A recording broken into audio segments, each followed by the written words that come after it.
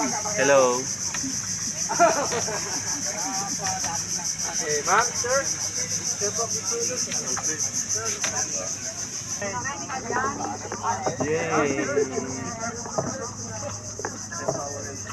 Smile.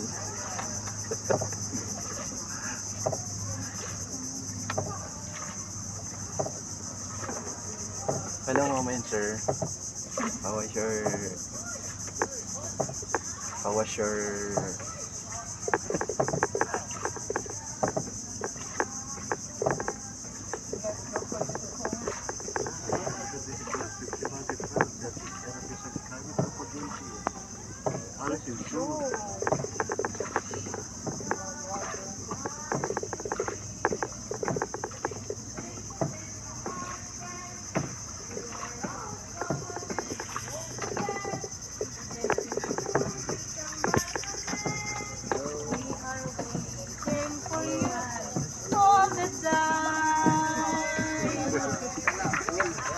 Yay!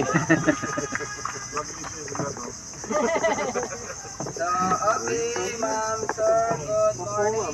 Good morning. So, of course po, all of us are welcome here in our place, Sabang Mangrove Paddle Motor. So, by the way po, my name is Rino. Yeah, Rino. I'm your sir as a boatman po, and also as a guide. So now we need to speak Taglish or English, mix of Tagalog and English, because there are some foreign po. So this river po are the Sabang River. Are mixed po ng salt water and fresh water. So those are the meaning of Sabang. Sabang means sab from the word of salt, water from the sea. Bang naman po it's from the word of tubig tabang or fresh water. Okay. Salty with tabang. Okay. But now po it's a low tide po tayo. But they are starting to going high tide na po siya. What's the difference? Low tide, high tide.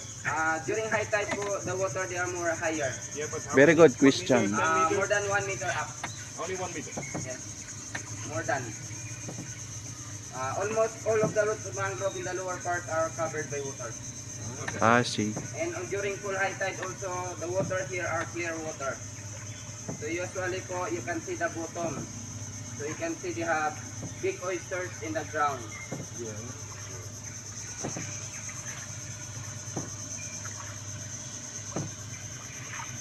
So someone tried to stop to take picture, but I'm not promise you can see all of them. So I know you, so I show you the mangrove snake.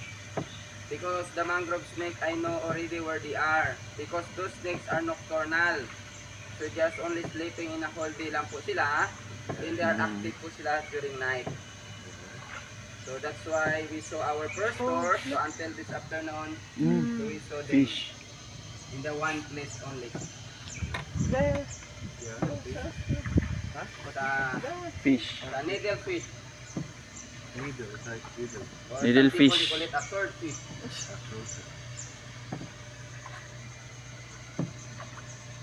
Wow. Oh. There's the one.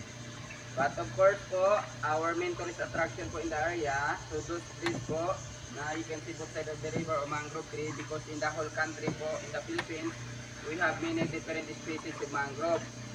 Actually po, we have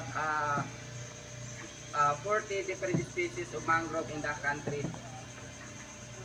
But just only 4 of them po sa our riverbank po na area of Sabang, but in the whole area of Sabang, we have 8 species. Hello. But just only 4 lang po I show you. So the 4 types of mangrove po we have here, you know po, we have male and female mangrove. Ano yung buhaya? So we have a male mangrove, female mangrove. They have also Is that tabigin crocodile? and sain. Ano yun? Paano malalaman pag ano? So ano po ma'am sir, you can recognize or you can distinguish those mangrove tree kasi they have different po sila between through their leaves, to the color of their bark, Okay. through the root formation, and also through their seeds or through their fruit. Like po in your left side po, this one po, look at the mangrove tree, the roots are compact, or closer together. There's a lady. So those are the busain mangrove tree. That one. And they have some red tiny flower. That is a busain mangrove or Bruguera gymorrhiza. Then sa right side naman na po natin, look at those leaves of those tree, the narrow pointed or small leaf, that is a male mangrove tree. And look at the roots are different because the roots are steep up in the ground. They have many roots, they are steep up. So look like a leg of people. That's why they call it mangrove.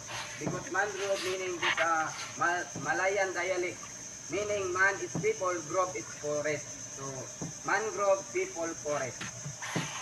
Because look like a walking man.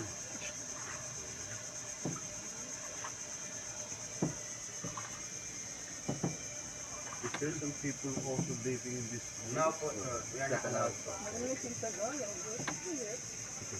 we are living, we are together with. Those are the female po, mangrove po in your left side. Look at those trees are blending in the river.